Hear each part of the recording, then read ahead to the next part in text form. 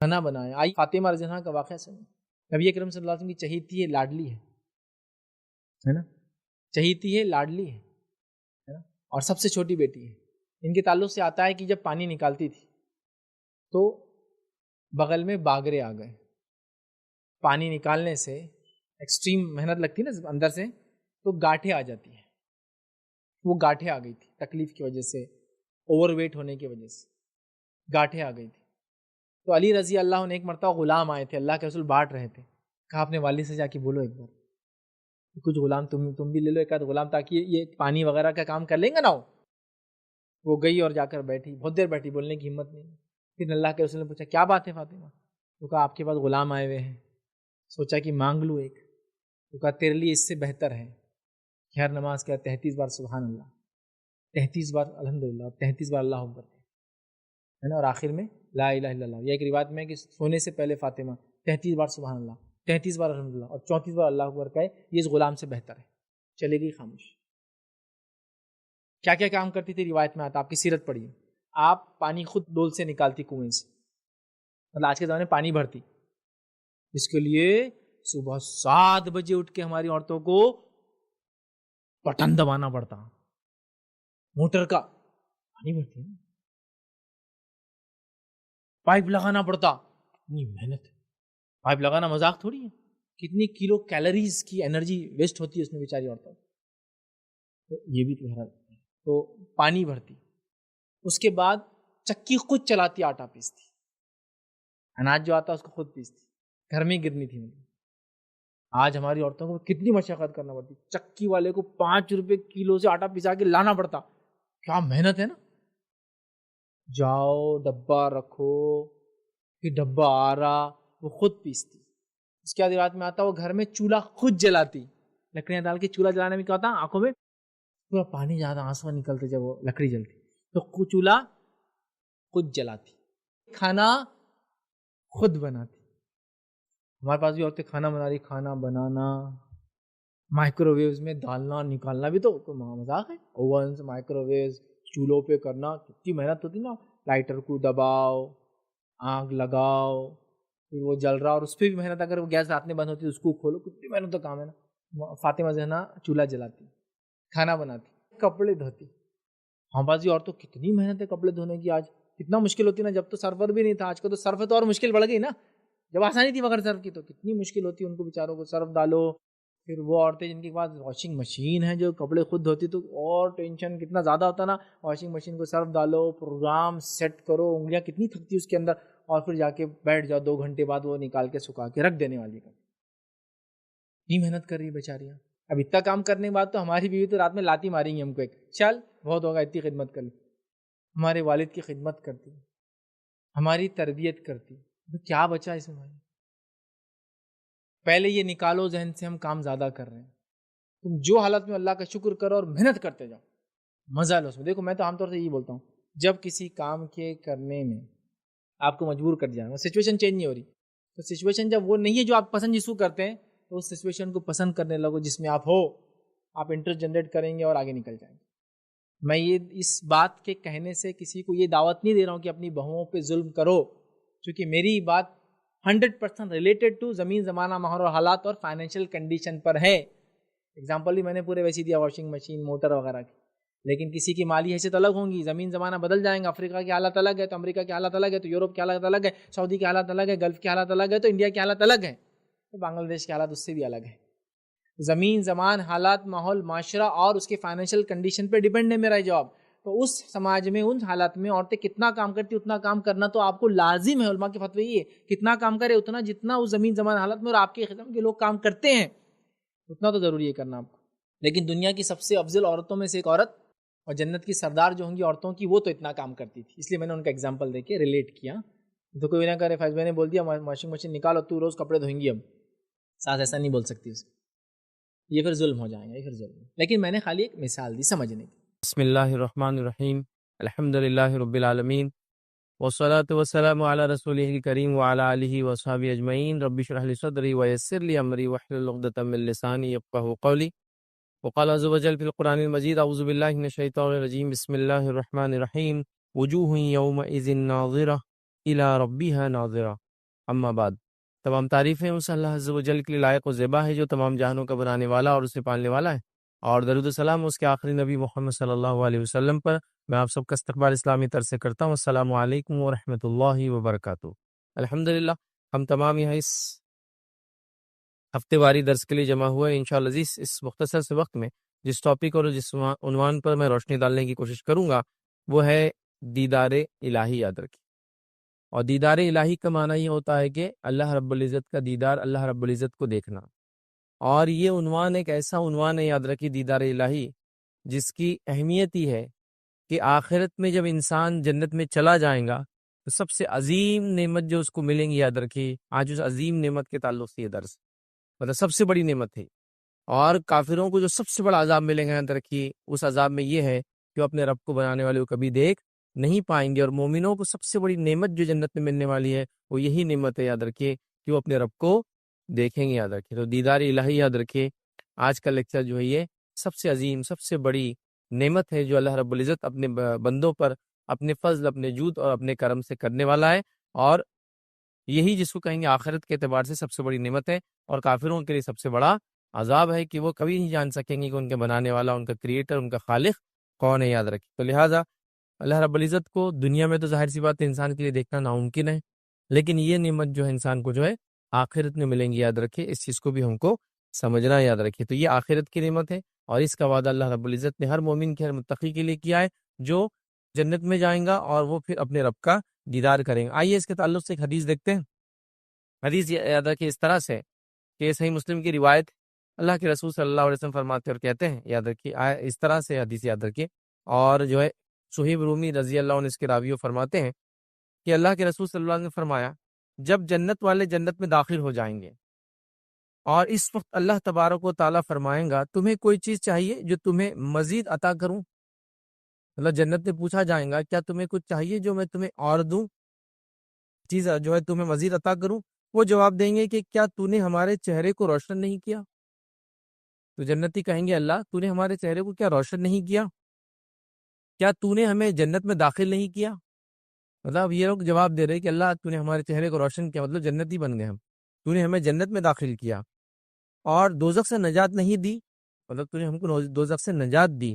آپ صلی اللہ علیہ وسلم نے فرمایا چنانچہ اس پر اللہ رب العزت جو ہے پردہ اٹھا دیں گا تو انہیں کوئی چیز ایسی عطا نہیں ہوں گی جو انہیں اپنے رب عز و جل کے دیدار سے زیادہ محبوب ہوں گی۔ جب جنتی جنت میں چلے جائیں گے، نعمتوں کا فائدہ اٹھائیں گے، تب اللہ رب العزت ایک سوال کریں گا، کیا تمہیں کچھ اور چیز چاہیے مزید؟ جنتی کہیں گے اللہ تیرا فضل ہے، تو نے چہرے کو روشن کیا، مطلب جنتیوں میں رکھا، جنت میں ڈالا، جہنم کے نجات دیا، اب کیا باقی ہے؟ تو اللہ رب العزت پھر پردہ ہٹا دیا جائیں گا اور وہ اپنے رب کو دیکھیں گے، اور اللہ کے رسول صلی اللہ علیہ وسلم فرماتے کہتے ہیں اور اللہ رب العزت کے دیدار سے زیادہ محبوب کوئی چیز ان کو نہیں ہوں گی، مطلب یہ سب سے محبوب چیز ہوں گی یاد رکھیں۔ اس کا مطلب وہ جنت کی سب سے بڑی نعمت یہی ہے، اور جہنمیوں کا سب سے بڑا عذاب بھی یہی ہے۔ جنتیوں کی سب سے بڑی نعمت یہ ہے کہ اپنے رب کو پیدا کرنے والے کو دیکھ پائیں گے، اور جہنمیوں کا سب سے بڑا عذاب یہ ہوگا کہ اپنے خالق کو کبھی دیکھ نہیں پائیں گے، یاد رکھیے۔ تو یہ بڑی اہم چیز ہے۔ اور اس کے بعد اللہ کے رسول صلی اللہ علیہ وسلم نے سورہ یونس کی آیت نمبر 26 کا ایک حصہ تلاوت کیا اور فرمایا اور کہا للذین احسنوا الحسنى وزیادہ۔ اللہ کے رسول نے یہ آیت کا حصہ پڑھا اور فرمایا، جس کا ترجمہ یہ ہے جن لوگوں نے بھلائی کی ان کے لیے خوبصورت جزا ہے، مطلب خوبصورت بدلہ ہے، اور مزید ان کے لیے ہے، اور مزید ان کے لیے کا ترجمہ یا اس کا معنی اور مفہوم مفسرین نے اور محدثین نے لیا، مزید ان کے لیے مطلب دیدار الہی، جو انہوں نے کیا اس کا خوبصورت بدلہ ہے، اور جو انہوں نے کیا اس کا مزید اضافہ ملے گا، مزید اضافے میں دیدار الہی۔ اور وہ حدیث صحیح مسلم کی اس میں ہم نے دیکھ چکے کہ نعمت ملیں گی، اللہ سوال کریں گا، پھر اپنا دیدار کروائیں گا، اور یہ سب سے بڑی نعمت ہوں گی۔ دیکھو اور یہ زیادہ ہے، جنت میں جانا یہی سب سے بڑی نعمت تھی کہ انسان کے لیے، مطلب جہنم سے نجات، اور زیادہ ان کو دیا جائے گا، اور زیادہ سے مراد اللہ رب العزت کا دیدار ہے، یاد رکھے۔ تو لہٰذا اللہ رب العزت کا دیدار یاد رکھیے، یہ بڑی عظیم نعمت ہے۔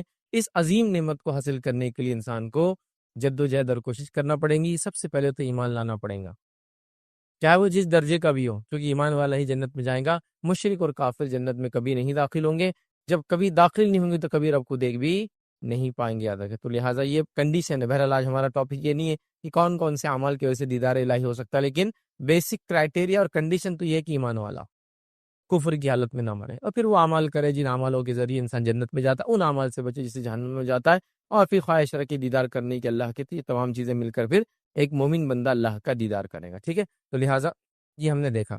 اب آئیے دیدار الہی کے تعلق سے کچھ باتیں ہم دیکھتے ہیں حدیث کی جو قرآن میں اور سنت میں جو ملتی ہے، اور ساتھ میں جو ہے آج کے ٹاپک کو ہم 2 حصوں میں تبدیل کریں گے یا 2 حصوں میں بانٹیں گے. پہلا دیدار الہی کے تعلق سے ہم دیکھیں گے کہ قیامت کے دن اللہ کا دیدار برحق ہے، یہ ہونے والا ہے. اور دوسرا ٹاپک دیکھیں گے کہ دنیا میں اللہ کو ہم کیوں نہیں دیکھ سکتے، یا دنیا میں اللہ کو کیوں کوئی نہیں دیکھ سکا. ٹھیک ہے، یہ دونوں باتوں کو ایک ساتھ لیں گے تاکہ ساری کلیریفیکیشن ایک ساتھ ہو جاتی ہے. تو آئیے سب سے پہلے دیدار الہی، اللہ کا دیدار حق ہے. یہ بات میں اس لیے کہہ رہا ہوں کہ ایسے طبقے، ایسے فرقے، ایسے گروہ مسلمانوں میں گزرے جنہوں نے اللہ کے دیدار کا انکار کیا، جس میں سب سے پہلے جو ہے معتزلہ. ٹھیک ہے، یہ وہ فرقہ تھا یاد رکھے جنہوں نے دیدار الہی کا انکار کیا اور قرآن کو سنت کے بغیر یا منمانی تشریحات سے انہوں نے قبول کیا یاد رکھے. اور یہ فرقہ عروج پہ تھا خاص طور سے جب امام احمد بن حنبل رحمہ اللہ حیات تھے، اور ان کے حیات میں یہ سیاسی طاقت بن گیا تھا، کیونکہ اس زمانے کا جو خلیفہ تھا اس نے جو ہے اہل سنت والجماعت کو چھوڑ کر یاد رکھی اسی فرقے میں وہ جا کر شامل ہو گیا تھا. حالانکہ فرقہ اس سے پہلے موجود تھا، لیکن ابھی صرف کتابوں کی شکل میں، تحریری شکل میں، تقریری شکل میں اپنی تحریک کو پھیلا رہے تھے، لیکن ابھی ان کو پولیٹیکل طاقت نہیں ملی تھی یاد رکھے. اور جب یہ کام تب بھی کر رہے تھے جب امام شافعی موجود تھے یاد رکھے. امام شافعی رحمہ اللہ نے ان کے خلاف پورا محاذ کھڑا کر دیا تھا یاد رکھے، اور ان کے خلاف بات کرتے رہے. اسی کے اس میں امام شافعی کو جو ہے نظر بند کر دیا گیا، مطلب جیل میں تو نہیں ڈالا گیا، لیکن ہوتا ہے نا ایک گھر میں لے جا کر رکھ دینا، اور اس گھر سے آپ باہر نہیں نکل سکتے، کیونکہ امام شافعی کرتے. حالانکہ ابھی یہ پولیٹیکلی طاقت میں نہیں آیا تھا یہ فرقہ، ابھی صرف یہ اپنی تحریکوں کو پھیل، لیکن یہ انفلوئنشل ہو چکے تھے، منسٹر لیول تک وغیرہ جا چکے تھے. تو لہٰذا امام شافعی کو بھی ان کی تکلیفوں کا سامنا کرنا پڑا. اسی کے اس میں سلسلے میں آپ کو جو ہے حجاز سے نکال کر جو ہے بغداد بھیج دیا گیا. کہا خلیفہ نے کہا بلا لو ان کو یہاں، کیونکہ کمپلین کی گئی وغیرہ وغیرہ کی یہ عجیب و غریب باتیں پھیلاتے ہیں نعوذ باللہ، حالانکہ حق کی بات کر، کتاب و سنت کی بات کر رہے تھے. اور اسی سلسلے میں ان کا پہلی بار بغداد آنا ہوا، اور امام احمد بن حنبل سے ان کی ملاقات بھی یاد رکھی، اور امام احمد بن حنبل نے ان کی شاگردی اختیار کی، ان سے علم حاصل کیا، ساری چیزیں. پھر بعد میں امام احمد بن حنبل کے زمانے میں یہ فرقہ پولیٹیکل طاقت بن گیا، اور یہ حکومت کا عقیدہ یہی ہو گیا یاد رکھیے. بہرحال تو وہ بھی ایک گروہ اس میں شامل ہے جنہوں نے کہا کہ اللہ کا دیدار نہ دنیا ممکن ہے نہ آخرت ممکن ہے، اور عجیب و غریب ہے دلائل، لیکن اللہ کا دیدار برحق ہے، کیونکہ یہ واضح دلائل سے، اور خاص طور سے بخاری اور مسلم کی روایت ثابت ہے جس کے اندر کسی امت کی کسی طبقے کو انکار نہیں. انہوں نے بھی انکار کیا، لیکن تعویلات کی ان باتوں کی، منمانی تشریحات کی. بہرحال تو یہ چیز ثابت ہے، تو لہٰذا ہم کو عقیدہ رکھنا چاہیے. آئیے چند بات کے چند دلائل لکھتے ہیں کہ دیدار الہی، اللہ کا دیدار کیسے حق ہے. پہلی دلیل اس کے لیے ہم دیکھیں گے اللہ رب العزت کا فرمان کہ اللہ کو لوگ دیکھیں گے. اللہ سبحانہ تعالیٰ فرماتا رہا کہتا ہے سورہ قیامت سورہ نمبر 75 اور اس کی آیت نمبر 22 اور 23 میں اللہ فرماتا رہا کہتا ہے وجوہ یومئذ ناظرہ الی ربہا ناظرہ. اللہ فرماتا رہا کہتا ہے اس روز جنتیوں کے چہرے جو ہے شگفتہ، تر و تازہ ہوں گے اور با رونق ہوں گے. اللہ فرماتا رہا کہتا ہے با رونق ہوں گے اور دیدار الہی سے مشرف ہوں گے. کہ اس دن مومنوں کے چہرے ایک دم جس کو ہم کہتے ہیں تر و تازہ ہوں گے، اور تر و تازہ کے ساتھ ساتھ یاد رکھیے رونق دار ہوں گے، اور وہ اللہ رب العزت فرماتا ہے دیدار الہی سے مشرف ہوں گے. تو یہ قرآن کی یاد رکھیے دلیل ہے کہ مومن اللہ کا دیدار کریں گے یاد رکھیے. اسی کے ساتھ ساتھ یاد رکھیے صحیح بخاری کی روایت ہے، یہ بھی ایک دلیل ہے جس میں عدی بن حاتم رضی اللہ عنہ یاد رکھیے یہ کہتے ہیں کہ نبی اکرم صلی اللہ علیہ وسلم فرمایا کہا کہ آپ سب سے عنقریب اللہ تعالیٰ سے ہم کلام ہونے والے ہیں، اس طرح کہ آپ کے اور اللہ کے درمیان کوئی ترجمان یا حجاب نہیں ہوں گا یاد رکھیں. مطلب نبی اکرم صلی اللہ علیہ وسلم فرما رہے کہہ رہے ہیں کہ سب سے زیادہ جو ہے قریب جو ہے اللہ کے میں رہوں گا، اور جب اللہ سے ہم بات کریں گے تو کوئی ترجمان ہمارے بیچ میں نہیں ہوں گا یاد رکھیں. تو یہ ایک دلیل ہے کہ اللہ رب العزت کو ایک مومن بندہ دیکھنے والا یاد رکھیں. اسی طرح یاد رکھیے اللہ کو ہم جو ہے دیدار کریں گے، اور یہ دیدار ہم کو نصیب ہوں گا، مومنوں کو نصیب ہوں گا. اس کے لیے تو بہرحال دعا کرنی چاہیے. اس کی ایک اور دلیل یہ یاد رکھیے جو بخاری کی روایت ہے، صحابہ فرماتے اور کہتے ہیں کہ نبی اکرم صلی اللہ علیہ وسلم نے فرمایا کہا کہ ہم نبی اکرم صلی اللہ علیہ وسلم کی مجلس میں جو بیٹھے تھے کہ اچانک آپ نے 14ویں کے چاند کی جانب دیکھا. مطلب شام کا وقت تھا، صحابہ نبی اکرم صلی اللہ علیہ وسلم کے اطراف بیٹھے تھے، اور 14ویں کا چاند، 14 کا جو مون ہوتا ہے آپ دیکھتے ہیں بہت چمکدار ہوتا ہے، اور 14ویں کا چاند اس لیے زیادہ سب سے چمکدار ہوتا ہے کیونکہ یہ سب سے بڑا ہوتا ہے سائز میں. چاند چونکہ 28 دن کی سائیکل میں چلتا ہے، تو 14th ڈے یہ سب سے زیادہ برائٹ ہوتا ہے، اتنا برائٹ کہ آج تو ہم کو یہ چیز کا کچھ علم نہیں، سمجھ میں بھی نہیں آتا، کیونکہ لائٹیں ہونے کی وجہ سے یہ سب ختم ہو گیا۔ لیکن جس زمانے میں لائٹیں نہیں تھی تو اس وقت تو 14ویں کے چاند کا لوگ انتظار کرتے سفر کرنے کے لیے، کیونکہ پھر رات میں بھی سفر کر سکتے تھے۔ اتنا روشن ہوتا ہے کہ ایک مطلب آپ چل سکتے، چیزوں کو دیکھ سکتے، مطلب کلیئر نہیں بٹ سب چیزیں آپ کو نظر آ سکتی، اتنا اچھا کلیئر ہوتا ہے ادھر۔ تو لہٰذا 14ویں کا چاند تھا، صحابہ نبی اکرم صلی اللہ علیہ وسلم کے اطراف بیٹھے تھے، تو آپ نے 14ویں کی چاند کی طرف دیکھ کر آپ نے فرمایا آپ اپنے رب کو اسی طرح دیکھیں گے، صحابہ سے کہہ رہے کہ تم اپنے رب کو اسی طرح دیکھو گے جس طرح یہ چاند دیکھ رہے ہو، مطلب تم لوگ اللہ تعالیٰ کو ویسے ہی دیکھو گے جس طرح سے چاند کو دیکھ رہے ہیں، اور رب تعالیٰ کو دیکھنے میں کوئی مشکل نہیں ہوگی، اور اللہ تعالیٰ کو دیکھنے میں تم لوگوں کو کوئی مشکل نہیں ہوگی اگر آپ نماز عصر اور نماز فجر کو وقت پر ادا کرنے کی استطاعت پاتے ہیں تو ایسا کرتے رہیں۔ مطلب 14ویں کا چاند ہے، صحابہ موجود ہے، نبی کریم صلی اللہ علیہ وسلم فرما رہے ہیں جس طرح سے تم 14ویں کی چاند کو دیکھتے ہو اسی طرح اپنے رب کو روز قیامت دیکھو گے۔ اور اس کے لیے جو چیز کرنا ہے وہ ایک بات بھی اس کے اندر آ رہی ہے، کہا اگر نماز عصر نماز فجر کو وقت پر ادا کرنے کی استطاعت پاتے ہو تو ایسا کرتے رہنا۔ دیدار الہی کی بات ہو رہی ہے اور عصر اور فجر کی بات کی جا رہی ہے۔ اس سے علماء لکھتے ہیں کہ عصر اور فجر کی نماز جو پڑھے گا ریگولرلی وہ دیدار الہی کرے گا، یا ایک سبب ہے یہ دیدار الہی کا۔ آپ کو یہ کہیں گے باقی 3 نمازوں کا کیا؟ 5 ہے نا ٹوٹل نماز ہے۔ دیکھیے جو ان 2 کی پابندی کر لے باقی 3 ان کے لیے آسان ہے، جو ان 2 کی پابندی نہیں کر پائے باقی 3 بھی ان کے لیے مشکل ہو جاتی۔ یہ ایک دم بالکل عام بات ہے، کیونکہ ایسی نمازیں یاد رکھیے بڑی مشقت ہوتی ہے۔ فجر کی نماز آدمی رات میں سویا ہے، اٹھنا دل نہیں بولتا ہے۔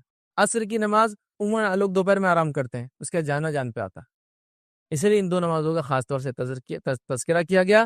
اور عصر کی نماز کے تعلق سے بہت ساری باتیں آتی ہیں، اس طرح فجر کے تعلق سے بہت ساری باتیں آتی ہیں۔ عصر کو صلاۃ وسطیٰ کا بیچ کی نماز کی پابندی قرآن نے حکم دیا کرو، تو لہٰذا اس سے علماء لکھتے ہیں کہ ان 2 نمازوں کی پابندی کرنے والا اللہ کا دیدار کرے گا۔ تو اللہ کا دیدار تم کرو گے، کیسے کرو گے؟ جیسے 14ویں کی چاند کو دیکھتے ہو، اس میں کوئی تکلیف و مشقت نہیں، تو ویسے ہی تم اللہ رب العزت کا بھی دیدار کرو گے۔ نبی اکرم صلی اللہ علیہ وسلم نے اس بات کو واضح اس روایت کے اندر کر دیا، یاد رکھیے۔ اب ایک بات یاد رکھیے وہ آتی ہے جو لوگ دلائل کے طور پہ پیش بھی کرتے ہیں، اس بات کو یاد رکھیے، اہل سنت والجماعت میں سے نہیں لیکن دیگر لوگ بھی کرتے ہیں۔ کبھی کنفیوژن ہوتا ہے قرآن کو جب ہم پڑھتے ہیں تو دیکھیے قرآن کی آیت ہے جو سورہ انعام سورہ نمبر 6 سورہ نمبر 6 آیت نمبر 103 103 اللہ فرماتا اور کہتا ہے لا تدرک الابصار وهو يدرك الابصار وهو اللطیف الخبیر۔ یہ آیت یاد رکھیے بہت سے لوگ پیش بھی کرتے ہیں جو قرآن کو یا سنت کو ایک ساتھ نہیں سمجھتے ہیں، منمانی کر کے سمجھنے کی کوشش کرتے ہیں، تو وہ لوگ یہ آیت پیش کرتے ہیں کہ اللہ فرمان لا تدرک الابصار، کیا ہے اس کا ترجمہ؟ اسے نگاہیں نہیں پاتی اور وہ سب کو نگاہوں کو پاتا ہے، مطلب اللہ کو کوئی نہیں دیکھ سکتا اور وہ سب کو دیکھ رہا ہے، یہ اس کا عام ترجمہ ہے۔ تو وہ لوگ لا کے اس کو پیش کرتے ہیں، لیکن یاد رکھیے یہاں جو بات ہو رہی ہے یہ بات بالکل درست ہے کہ اللہ کا ادراک کوئی نہیں کر سکتا ہے، اور ہم اللہ کے دیدار کی بات کر رہے ہیں۔ دیدار مطلب دیکھنا، ادراک مطلب گھیرنا۔ مطلب کیا ہوا جو ہم بات کر رہے ہیں کہ اللہ کا دیدار ہم کریں گے کیسے؟ جیسے 14ویں کی چاند کو کرتے ہو، ٹھیک ہے، تو 14ویں کی چاند کو ہم دیکھ سکتے ہیں، دیدار کر سکتے ہیں، اس کا ادراک کر سکتے ہیں، اس کو گھیر سکتے ہیں نہیں۔ چاند کتنا بڑا ہے آپ کو بتائے؟ ادراک میں کتنا بڑا ہے وہ آئیں گا، کتنا چوڑا ہے، لیکن ہم وہ سب نہیں دیکھ سکتے، خالی کیا کر سکتے ہیں اس کو یہاں سے زمین پہ سے دیکھ سکتے ہیں، دکھتا تو ہے نا، ادراک نہیں کر سکتے اس کا گھیراؤ کتنا بڑا۔ چاند بہت بڑا ہے، ہم کو تو بالکل اتنا چھوٹا دکھتا ہے، یاد رکھیے، ٹھیک ہے۔ تو لہٰذا یہاں جو ہم بات کر رہے ہیں یاد رکھیے وہ دیدار کی ہے۔ قرآنی آیت بھی جو بات کری کہ اس کو ادراک کوئی نہیں کر سکتا اور وہ سب کو ادراک کرتا ہے، تو یہ بات بالکل درست ہے، دنیا میں بھی درست ہے کہ اللہ کو ادراک نہیں کر سکتا، اور آخرت میں بھی درست ہے اللہ کا ادراک کوئی نہیں کر سکتا ہے۔ لیکن دنیا میں اگر اللہ کا دیدار کوئی نہیں کر سکتا، لیکن آخرت میں دیدار کریں گے۔ ادراک نہ دنیا میں ہوگا نہ آخرت میں ہوگا، لیکن دیدار دنیا میں نہیں ہوگا، مومنوں کو آخر میں ہوگا، صرف یاد رکھیں۔ تو یہ آیت کو اس معنی میں نہ لے، پھر آگے اللہ وہو اللطیف الخبیر، اور وہ نہایت باریک ہے اور خبر رکھنے والا ہے۔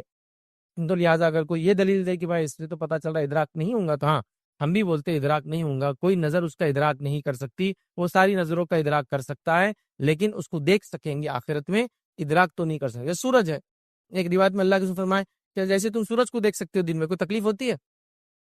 سورج کو دیکھ سکتے آپ لیکن زیادہ دیر تک نہیں، چاند کو زیادہ دیر تک دیکھ سکتے ہیں، لیکن کیا سورج کا ادراک کر سکتے؟ اف کتنا بڑا ہے وہ، ہماری دنیا سے کتنا بڑا ہے، کئی ہزاروں دنیا اس میں سما سکتی ہے نا، تو ہم دیکھ سکتے لیکن ادراک نہیں کر سکتے اس کو. تو لہٰذا یہاں ادراک کی بات ہو رہی ہے. اور ہم بات کریں دیدار کی، تو دیدار تو آخرت میں ہوں گا، لیکن ادراک تو وہاں بھی نہیں کر پائیں گے، ہے نا. جیسا چاند کو ہم یہاں سے دیکھ سکتے ہیں کتنا بڑا ہے، کتنا چوڑا ہے، حقیقی روشنی، وہ تو اس پہ جا کے پتہ چلیں گے، وہ کبھی نہیں کر سکتے. ٹھیک ہے، تو اس بات کو بھی ہم کو سمجھنے کی ضرورت ہے. تو کوئی اگر یہ دلیل دے تو اس کو ہم اس طرح سے سمجھتے ہیں، یاد رکھیں. اسی طرح صحیح بخاری کی روایت ہے، اس میں اللہ کے رسول صلی اللہ علیہ وسلم نے دیدار کے بارے میں بیان کیا، فرمایا آپ اپنے رب کو جو ہے روبرو دیکھو گے. صحابہ سے کہا کہ تم اپنے رب کو روبرو سمجھتے نا. اور روبرو کی جب بات آتی ہے، یاد رکھیے، تو آمنے سامنے ہونا ضروری ہوتا ہے. اور آمنے سامنے روبرو اس کو بولتے ہیں جو دکھتا ہے، ورنہ کیا بولتے ہیں؟ پردہ پوش، پردے کے پیچھے سے. روبرو کب بولیں گے؟ جب میں آپ کو دیکھ سکتا ہوں اور آپ مجھے دیکھ سکتے ہو. جیسے کسی نے پوچھا آپ فلاں جگہ گئے تھے کہاں، انہوں نے بات کی کہ آپ سے روبرو کی.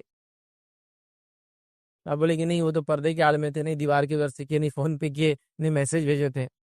روبرو کا معنی تھا سامنے. تو یہ اللہ کے صرف فرمائے بخاری میں تم روبرو ہوں گے، اور روبرو میں دیکھنے کا معاملہ ہوتا ہے، یاد رکھیے.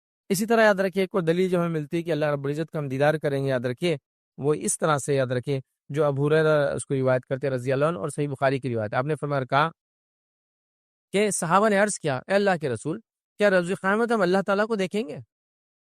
اب ظاہر سی بات ہے صحابہ کے سوال جو دیکھیں گے کس معنی میں ہوں گا؟ دل کی آنکھوں سے دیکھیں گے، محسوس کریں گے. دیکھیں گے سے مراد یہ ہے کہ محسوس تو یہاں بھی کریں نا اللہ کی خشیت، ڈر وغیرہ سب، لیکن دیکھیں گے کیا ہم دیکھیں گے؟ فرمایا اگر مطلع صاف ہو تو کیا آپ سورج کو دیکھ سکتے ہیں؟ مطلب اگر ابر نہ ہو تو کیا تم لوگ سورج کو دیکھ سکتے ہو اور اس میں کوئی دقت محسوس کرتے ہو؟ صحابہ نے عرض کیا نہیں. پھر نبی اکرم صلی اللہ علیہ وسلم نے فرمایا کہ اگر مطلع صاف ہو، مطلب بادل وغیرہ نہ ہو آسمان میں، تو کیا تم 14ویں کی رات میں چاند کو دیکھ سکتے ہو؟ صحابہ نے کہا بغیر مشقت کہ ہاں بالکل ہم دیکھ سکتے ہیں، بغیر مشقت دیکھ سکتے ہیں. تو رسول اکرم صلی اللہ علیہ وسلم نے فرمایا کہ آپ اللہ کو بھی روز قیامت اسی طرح دیکھو گے. تو تم لوگ اللہ تعالیٰ کو بھی روز قیامت اسی طرح دیکھو گے، ادراک نہیں کر پائیں گے لیکن دیدار ہوں گا، یاد رکھیے. اور اللہ کا دیدار یہ سب سے بڑی دلیل ہے، یاد رکھیے. اب آئیے اللہ کے دیدار کے تعلق سے یہ برق ہے. چھوٹا سا واقعہ سناتا ہوں امام احمد بن حنبل رحمہ اللہ کے زمانے میں، کیونکہ ان کے زمانے میں تو یہ فتنہ بڑا عام ہو گیا تھا کہ اللہ کا دیدار نہیں ہوگا.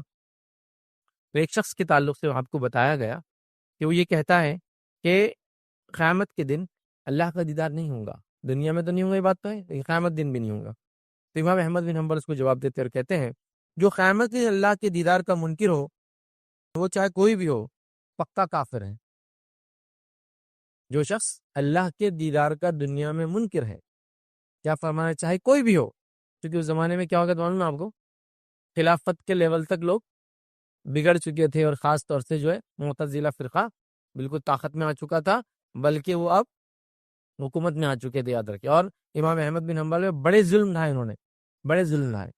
اتنا کہ روایتوں میں آتا ہے کہ آپ کو قید میں ڈال دیا گیا اور پبلکلی اتنے کوڑے مارے جاتے لا کر آخر میں. لیکن پبلک پریشر آیا، لوگوں نے دیکھا اور برداشت نہیں کر پائے، تھوڑی آواز اٹھا لی، عوام کہیں باغی نہ ہو جائے، تو بہرحال آپ کو چھوڑ دیا گیا، لیکن آپ پہ کڑی نظر رکھی جاتی تھی، جیسا اس سے پہلے امام شافعی کے ساتھ کیا گیا تھا انہی کے دور میں، ابتدائی دور میں ان کی زندگی کی، جب وہ امام شافعی کے خلاف بھی ایسی کمپلینس ڈالی انہوں نے، لیکن ابھی وہ حکومت میں سیاست کے لیول پہ آ چکے تھے لیکن خلافت کے لیول پر نہیں تھے، لیکن اب تو خلیفہ ہو چکے تھے. تو آپ کیا فرما رہے ہیں؟ جو قیامت کے دن اللہ کے دیدار کا منکر ہو، چاہے کوئی بھی ہو، کوئی بھی ہو سکتا ہے، وہ پکا کافر ہے. پھر آگے کہتے ہیں اس پر اللہ کی لعنت اور غضب ہے. پھر آگے فرماتے ہیں کہ اللہ نے یہ نہیں فرمایا، کہ اللہ نے یہ نہیں فرمایا. کیا فرمایا؟ جو ہم نے ابھی بھرا سورہ قیامہ کی آیت دیکھیں، اس کا ترجمہ ہے اس روز کچھ چہرے تر و تازہ ہوں گے اور رونق دار ہوں گے، اپنے رب کی طرف دیکھ رہے ہوں گے. کہا یہ نہیں دیکھا قرآن کی آیت؟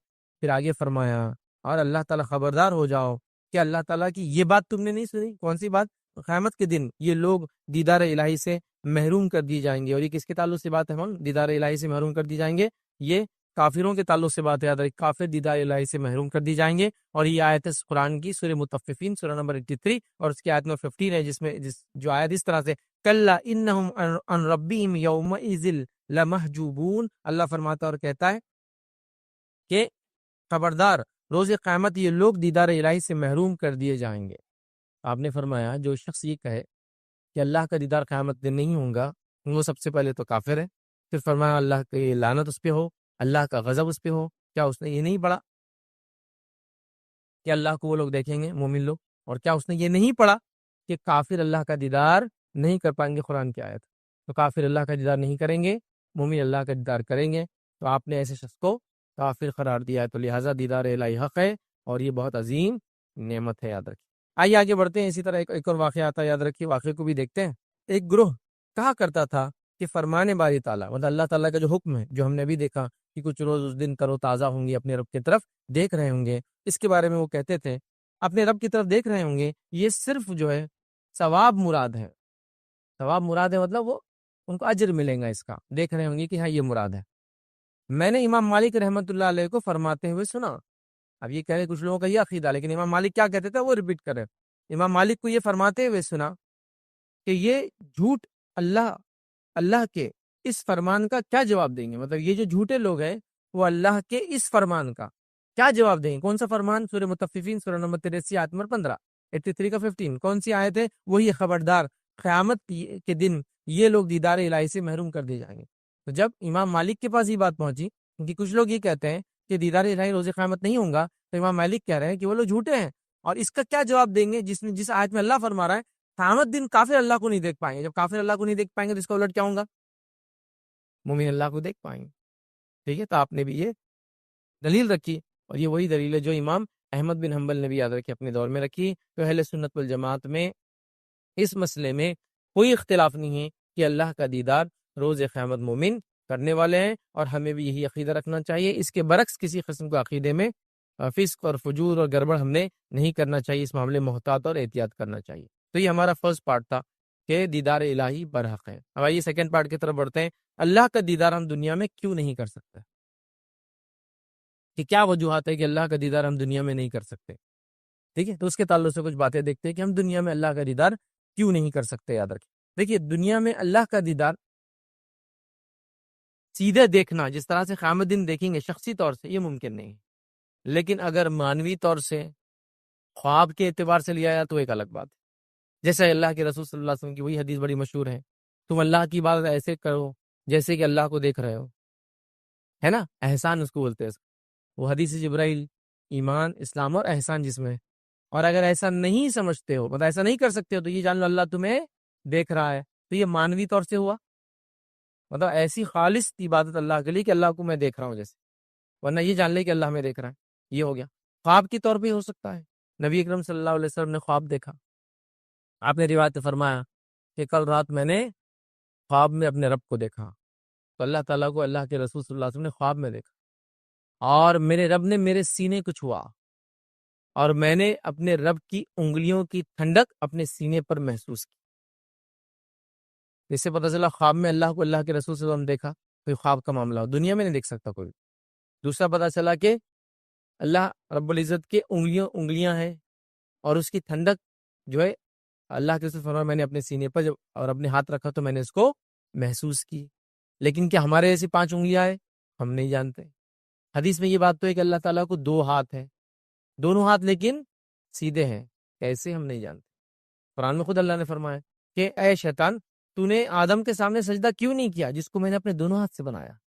تو اللہ کو 2 ہاتھ ہیں، حدیث میں آتا دونوں رائٹ ہینڈ ہیں، یہاں انگلیوں کا تذکرہ آ گیا ہے نا۔ تو بہرحال تو یہ خواب اور معنی کے اعتبار سے، لیکن حقیقی طور سے یاد رکھیں دنیا میں اللہ کو کوئی نہیں دیکھ سکتا ہے، آخرت میں ہم لوگ جو ہے دیکھیں گے لیکن ادراک نہیں کر پائیں گے، لیکن دیدار ضرور اللہ رب العزت کا ہونے والا ہے، یاد رکھیں مومنوں کا۔ اب دنیا میں کیوں نہیں دیکھ پائیں گے، اسی کچھ وجوہات میں آپ کے سامنے رکھتا ہوں یا کچھ باتیں رکھتا ہوں۔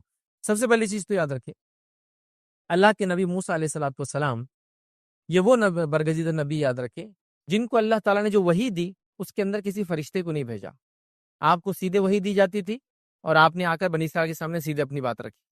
تو موسیٰ علیہ السلام سے اللہ نے سیدھے کلام کیا، جس سے آپ کا لقب پڑا کلیم اللہ، اللہ نے جن سے ڈائریکٹ کلام کیا۔ ٹھیک ہے، اللہ رب العزت قرآن میں فرماتا کہتا ہے، سورہ قصص آیت نمبر 30 میں اللہ فرماتا کہتا ہے پھر جب وہ وہاں پہنچا تو وادی کے داہنے کنارے سے برکت والے خطے میں درخت سے پکارا گیا، اے موسیٰ میں ہی اللہ ہوں اور تمام مخلوقات کا میں ہی حاجت روا ہوں۔ تو اللہ رب العزت موسیٰ علیہ السلام کو بلایا، موسیٰ علیہ السلام گئے، ٹھیک ہے. اس کے بعد موسیٰ علیہ السلام سے اللہ نے کلام کیا. کلام کیسے کیا کہ ایک جگہ بلایا گیا, ایک جھاڑ کے پیچھے سے آواز آئی, لیکن موسیٰ علیہ السلام تب بھی اللہ رب العزت کو دیکھا نہیں, چونکہ ممکن نہیں تھا. آج اللہ فرماتا اور کہتا ہے, اور جب کتاب تورات دینے کے لیے اللہ رب العزت نے موسیٰ علیہ السلام کو بلایا تو موسیٰ علیہ السلام نے کیا کہا, ربی ارینی انظر الیک. موسیٰ علیہ السلام گئے اللہ کے پاس اور کہا, اے میرے رب مجھے اپنے آپ کو دکھا دے, میں تجھ کو دیکھوں. پہلے جب آپ کو نبوت ملی, جب اللہ کو دیکھا نہیں آپ نے, لیکن بعد میں وقتاً فوقتاً اللہ سے آپ کی بات ہوتے رہی. اب جب توریت لینے آپ گئے تو آپ نے ایک خواہش رکھی, اے اللہ میں تجھے دیکھنا چاہتا ہوں. ٹھیک ہے. اور موسیٰ علیہ السلام ہی وہ نبی ہے جو یہ کہہ سکتے تھے. وجہ یہ ڈائریکٹ اللہ سے بات کر رہے تھے, تو خواہش تو ہوں گی نا, جس سے میں ڈائریکٹ بات کر رہا ہوں اس کو دیکھو, تو آپ نے اظہار کر دیا. اللہ رب العزت نے فرمایا, کہا اللہ تعالیٰ نے فرمایا, تم مجھ کو ہرگز نہیں دیکھ سکتے, البتہ پہاڑ کی طرف دیکھو, اگر وہ اپنی جگہ پر قائم ہو جائے, رہ جائے, تو تم مجھ کو بھی دیکھ سکو گے. پھر جب ان کے رب نے پہاڑ پر اپنی تجلی ڈالی تو اس کو ریزہ ریزہ ہی پہاڑ ہو گیا, اور موسیٰ علیہ السلام بے ہوش ہو کر گر پڑے. جب موسیٰ علیہ السلام کو خواہش ہوئی کہ میں اللہ کو دیکھوں, توریت لینے جا رہا ہوں, اللہ نے کہا ٹھیک ہے, پہلے اس پہاڑ کو دیکھو. اگر اس پہاڑ کو تم دیکھ پائے, مطلب اللہ کی تجلی جب اس پہ پڑیں گی, اس سے جو روشنی, چونکہ اللہ نور ہے, پڑیں گی, اگر تم اس کو دیکھ پائے, اس حالت کو, تو تم مجھے دیکھ پاؤں. جب اللہ کی تجلی اس پہاڑ پر پڑی, پہاڑ ریزہ ریزہ ہو گیا, ذرات میں تبدیل ہو کے اڑ گیا. موسیٰ علیہ السلام اس حالت کو دیکھ کر, اس روشنی کو دیکھ کر, اس نور کو دیکھ کر بے ہوشی کیفیت میں, ابھی اللہ کو نہیں دیکھا, صرف ابھی وہ روشنی نور ہے اللہ کے آگے آتا ہے. اس کے نتیجے میں پہاڑ ریزہ ریزہ ہو گیا, موسیٰ علیہ السلام بے ہوش ہو گئے. پھر جب اٹھے تو اللہ سے معافی مانگ لی کہ اللہ میرے سے غلطی ہوئی کہ میں نے ایسی چیز کا ڈیمانڈ کیا. پھر جب آپ کو ہوش آیا تو آپ نے فرمایا, تو پاک ہے, میں تیری طرف توبہ کیا کرتا ہوں, اور میں سب سے پہلے اس حقیقت پر ایمان لانے والا ہوں. ٹھیک ہے, مطلب اللہ کو کوئی دیکھ نہیں سکتا, میں اس حقیقت پر سب سے پہلے ایمان لانے والا ہوں. تو یہاں موسیٰ علیہ السلام نے پھر توبہ کی کہ اللہ سے ایک ڈیمانڈ کیا, لیکن وہ صحیح نہیں تھا. یاد رکھیں, اسی طرح یاد رکھیں, بنی اسرائیل نے کھلم کھلا موسیٰ علیہ السلام کو کہا, جب تک ہم اللہ کو دیکھیں گے نہیں, ہم توریت کو توریت نہیں مانیں گے. تو اللہ نے پھٹکار لگائی ہوں, یہ دنیا میں ہی نہیں ہو سکتا. کیا دیکھیے قرآن میں اللہ رب العزت نے کیا فرمایا, سورہ بقرہ کی آیت ہے, اور جب تم نے کہا اے موسیٰ ہم تمہارا یقین نہیں کریں گے جب تک ہم اللہ کو سامنے نہ دیکھ لیں, تو تم کو بجلی نے پکڑ لیا اور تم دیکھ رہے تھے. پھر اللہ نے سزا دی, ان سزا کے مستحق بنے. دنیا میں ڈیمانڈ کرنے کے نتیجے میں بجلی آئی, بجلی کی سزا ملی, ہلاک ہو گئے. کیونکہ اللہ کو دیکھنا تو موسیٰ علیہ السلام کے لیے پاسبل نہیں تھا, یہ ڈیمانڈ کر دی ہم کو دیکھنا ہے, تو اللہ نے ان کو سزا دیا. تو دنیا میں کوئی دیکھ نہیں سکتا, ایسی خواہش رکھنا بھی درست نہیں ہے. موسیٰ علیہ السلام نے کی, توبہ کرنا پڑا, قوم نے کی, سزا بھگتنا پڑا. تو ہم کو اس سے پتہ چلا دیدار الہی دنیا میں پاسبل نہیں ہے, یاد رکھیے. ٹھیک ہے, اسی طرح جو ہے صحابہ میں سے ایک صحابی سے روایت کرتے ہوئے خبر دی کہ آپ صلی اللہ علیہ وسلم نے فرمایا, اس بات کو اچھی طرح جان لو کہ تم میں سے کوئی بھی اپنے رب کو نہیں دیکھ سکیں گا حتیٰ کہ اسے موت آ جائے. کیا فرمانے نبی کریم صلی اللہ علیہ وسلم, تم میں سے کوئی بھی شخص اللہ تعالیٰ کا دیدار نہیں کر سکتا حتیٰ کہ اس کو موت آ جائے. مطلب موت کے بعد تو اللہ کا دیدار ہو سکتا ہے, جیتے جی دنیا میں دنیا کی آنکھوں سے اللہ کا دیدار پاسبل نہیں ہے, موت کے بعد ہی ہوگا. تو لہٰذا اللہ کا دیدار موت کے بعد ہو سکتا ہے, دنیا میں نہیں ہو سکتا. اس لیے اللہ کا دیدار ہم دنیا میں نہیں کر سکتے, یہ موت کے بعد ہوگا. مطلب موت کے بعد کی زندگی ہے, اس میں جو حالات ہوں گے اس حالت میں ہم ادراک تو نہیں دیکھ پائیں گے. یاد رکھیے دنیا میں ہم دیکھ نہیں سکتے. آئیے ایک اور روایت یاد رکھیں, ابو ذر غفاری رضی اللہ عنہ فرماتے اور بیان کرتے ہیں کہ میں نے رسول اللہ صلی اللہ علیہ وسلم سے پوچھا, کیا پوچھا, کہ آپ نے اپنے رب کو دیکھا ہے؟ کیا آپ نے اپنے رب کو دیکھا ہے؟ مطلب معراج میں آپ گئے تھے, تو کیا آپ نے اپنے رب کو دیکھا ہے؟ تو جواب دیا اللہ کے رسول صلی اللہ علیہ وسلم نے, وہ نور ہے, میں اسے کہاں دیکھوں. مطلب وہ روشنی نور ہے, میں اسے کہاں دیکھوں, مطلب میں اسے کیسے دیکھ سکتا ہوں.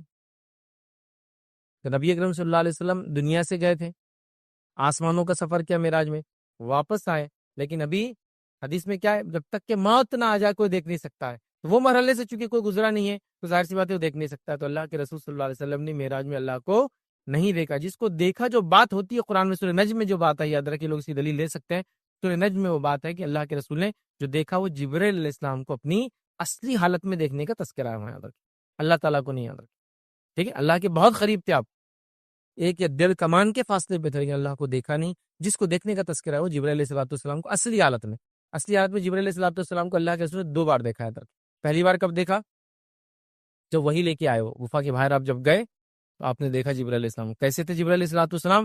زمین سے آسمان تک سب بھر گیا تھا اور آپ کے پر تھے اور پروں میں سے جو ہے ہیرے اور موتی جھڑ کر نیچے گر رہے تھے. اور حدیث میں آتا ہے کہ آپ کو 600 پر ہے.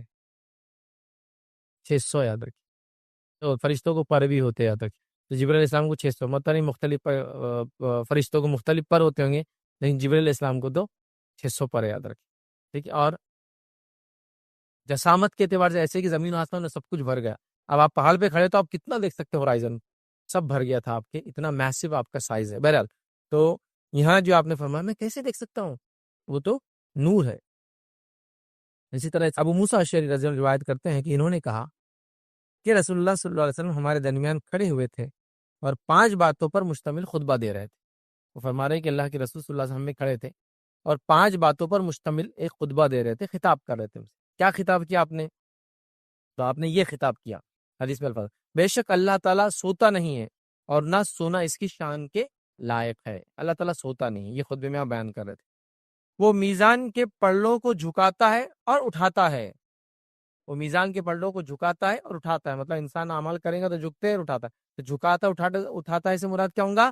وہ انسانوں کو توفیق دیتا ہے کہ اچھے عمل کرے، اسے پلڑے بھاری ہو جاتے ہیں. اٹھاتا ہے اور جھکاتا ہے، یہ اس کا معنی ہوا.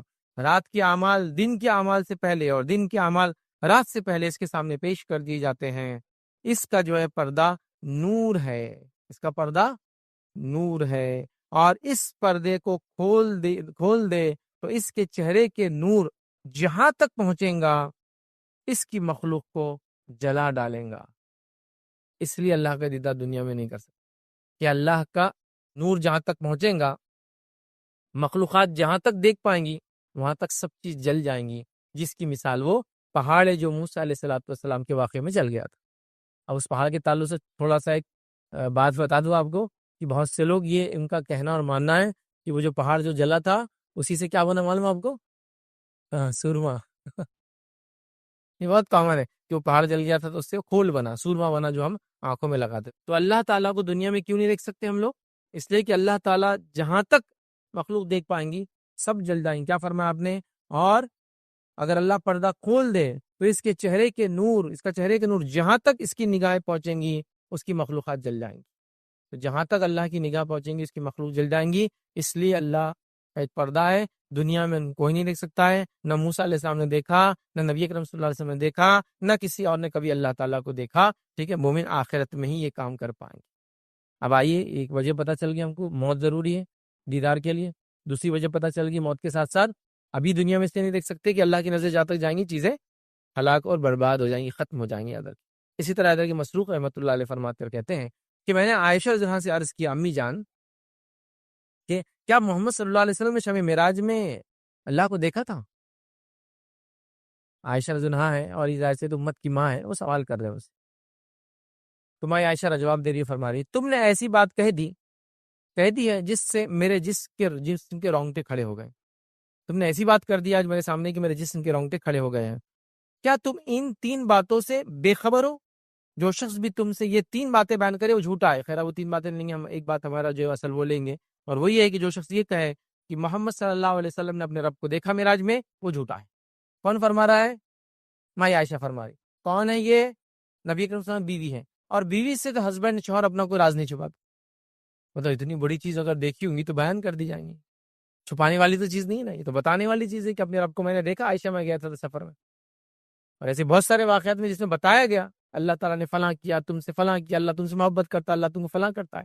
جیسے کہ مائی خدیجہ کو نبی کرم صلی اللہ علیہ وسلم نے فرمایا جب آپ کے گھر میں اللہ کے رسول تشریف فرما تھے اور جبرائیل علیہ السلام آپ کے پاس آئے اور آ کر وحی دی، اس کے بعد جبرائیل علیہ السلام نے اللہ کے رسول کو کچھ باتیں کہی.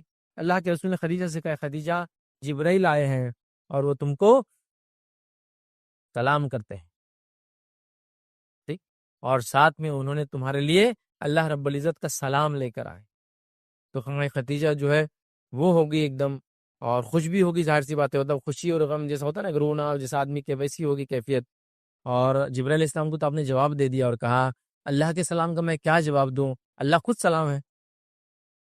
تو مطلب جس میں ہم یہ کہہ سکتے ہیں کہ آپ کے فضائل میں ایک فضیلت ہے کہ اللہ نے آپ کو سلام بھیجا. ماں خدیجہ کو جبرائیل علیہ السلام نے آپ کو سلام کیا، تو اللہ کے رسول نے فوراً بتا دیا نا. ٹھیک، تو اللہ کے رسول بتا دیتے تھے. تو ماں عائشہ کو کیوں نہیں بتائیں گے؟ ایک تو بیوی ہے اور عام خاتون بھی نہیں ہے. بہت تجسس تھا آپ کو، معلومات لینے کی بہت خواہش تھی کہ آپ نے کیا کیا، کب کیا، کیسے کیا، یہ سب پوچھتی تھی بار بار. تو کہا جس نے یہ کہا کہ اللہ کے رسول صلی اللہ علیہ وسلم نے اللہ تعالیٰ کو معراج میں دیکھا ہے، اس نے جھوٹ کہا. تو لہٰذا اللہ کے رسول نے نہیں دیکھا اور موسیٰ علیہ السلام نے بھی دیکھا. موت اس کے لیے ضروری ہے اور دنیا کی آنکھوں سے ہم دیکھ نہیں سکتے ہیں. اللہ کا پردہ ہٹ جائے تو ساری مخلوق اس کے ہلاک ہو جائیں گی. تو یہ باتیں ہمارے سامنے آگے یاد رکھیں، لہٰذا ہم دیکھ نہیں سکتے. اس کے بعد ماں عائشہ نے یہ آیت پڑھی، لا تدرک الابصار وہو یدرک الابصار، جو ہم نے آیت پہلے دیکھی تھی کہ اسے نگاہیں نہیں پا سکتی لیکن وہ نگاہوں کا احاطہ کیے ہوئے ہے. ٹھیک ہے. پھر اس کے بعد یہ آیت آپ نے تلاوت کی اور فرمایا، سورہ شورى کی آیت، اور سورہ شورى سے 42 آیت نمبر 51 فرمائی تلاوت کی. کسی بشر کے لیے لائق نہیں ہے کہ اللہ تعالیٰ اس سے کلام کرے، ٹھیک، نہ اس سے کلام کرے مگر وحی کے ذریعے اور پردے کی آڑ سے یا اپنا فرشتہ بھیج دے. کیسے؟ وحی کے ذریعے. تو اللہ کے رسول نے جو ہاں ملی آپ کو، وہی ملی نا معراج میں، وحی کے ذریعے بات بولی گئی، سنی گئی، دیکھا نہیں گیا کسی. یا پھر فرمایا پردے کی آڑ سے، اور اللہ تعالیٰ جب نے رسول کو بھیج دے. تو یہ تین وحی کے، جن تین طریقوں سے وحی بھیج جاتی ہے، تینوں طریقے اس کے اندر ہے، اس آیت کے اندر. ایک دل میں بات ڈالنا، ایک پردے کی آڑ سے وحی دینا، اور ایک فرشتے کو بھیجنا ہے ادھر. تو یہاں آپ نے فرمایا نہیں، پردے کی آڑ سے. تو جو وحی ملی پردے کی آڑ سے ملی. اللہ رب العزت کو اللہ کے رسول صلی اللہ علیہ وسلم نے نہیں دیکھا، تو لہذا دیدار الہی دنیا میں ناممکن ہے. اس کے لیے موت ضروری ہے، ایمان کی حالت موت ضروری ہے، اس کے بعد ہی یہ ہو سکتا ہے، ورنہ دنیا میں یہ نہیں ہو سکتا ہے. ادھر کی اب دیدار الہی کی کیا وجوہات ہو سکتی ہے، یہ وجہ بن سکتی، بہت مختصر رکھوں گا. کئی وجوہات ہے اس کی، یاد رکھیے. سب سے پہلی چیز تو یاد رکھیے، دیدار الہی ان کو ہوگا جو ایمان کی حالت میں مریں گے. دوسرا، کافروں کو دیدار الہی نہیں ہوگا، جو ہم نے سورہ مطففین کی آیت دیکھ لی. ایمان پہ مرنے والوں کو دیدار الہی ہوگا، کافر دیدار الہی نہیں کریں گے. دیدار الہی کرنے کے لیے آپ کو گناہوں سے بچنا ہوگا، اور وہ کچھ مخصوص گناہوں سے تو خاص بچنا ہوگا. کون سے گناہ ہیں؟ کئی روایتیں ویسے تو، اور کئی گناہ ہیں، کچھ خالی یاد دہانی کے لیے رکھ رہا ہوں. ان گناہوں سے بچنا پڑے گا جس میں اللہ کے رسول نے فرمایا کہ اللہ تعالیٰ ایسے لوگوں پر رحم نہیں کریں گا، رحم کی نگاہ نہیں ڈالیں گا. بہت سارے گناہ، جیسے کہ احسان کر کے جتلانے والے پہ اللہ رحم نہیں کرے گا، رحم کی نگاہ نہیں ڈالیں گا. اسی طرح احسان جتلانے والے کے علاوہ متکبر فقیر، اسی طرح بوڑھا زانی، اسی طرح کپڑے کو ٹخنوں سے نیچے لٹکانے والا، اور بھی ایسے تھے. وہ حدیث میں تین کے الفاظ یاد ہے. 3 لوگ ہیں جو جنت میں نہیں جائیں گے، جہنم میں 3 لوگ فلاں، تو ان کے اندر یہ الفاظ ہے. نظر کرم نہیں ڈالیں گا، مطلب دیکھیں گا نہیں، جب اللہ نہیں دیکھیں گے مطلب ہم بھی نہیں دیکھیں گے اللہ کو، ایسا ہو جائے. تو گناہوں سے بچنا پڑے گا، یاد رکھیے، اللہ کا اگر دیدار ہم کو کرنا ہے. اس طرح نیکی کو ہم کو کرنا پڑے گا، یاد رکھیے. اسی طرح اللہ کے دیدار کی خواہش رکھنا پڑیں گی، یاد رکھیے، تب اللہ کا دیدار ہوگا. کیونکہ حدیث میں الفاظ ہے، جو اللہ کے دیدار کی خواہش رکھتا ہے تو اللہ بھی اس کے دیدار کی اس سے، جو اللہ کو ملنا پسند کرتا ہے تو اللہ بھی اس سے ملنا پسند کرتا ہے نا. تو یہاں ملنا پسند سے مراد کیا ہے؟ آپ کسی سے ملنے جائیں گے تو اس کی دیدار بھی کریں گے نا، جو خواہش رکھتا ہے اس کے ساتھ ہوں گا. اسی طرح اگر عمل کے اندر لے تو مخصوص 2 عمل بتا سکتا ہوں جس کو اگر ہم خاص طور سے کریں تو دیدار الہی آسان ہو جاتا ہے. وہ ہے عصر کی نماز اور فجر، جو ہم نے حدیث کے اندر ہی دیکھی. اللہ کے رسول نے کہا کہ تم کوشش کرو عصر اور فجر پڑھو، دیدار الہی کے ساتھ اس کو کنیکٹ کر دیا. اس سے پتہ چلا یہ 2 نمازیں، پتہ ہی چلا یہ 2 نمازیں جو پڑھتا ہے 5 نمازیں پڑھتا ہے. پھر تو یہ 2 نمازیں مشکل ہے، تو جب مشکل نمازیں پڑھ رہا ہے تو باقی نمازیں تو آسان ہے. فجر میں اٹھنا کتنا مشکل ہے.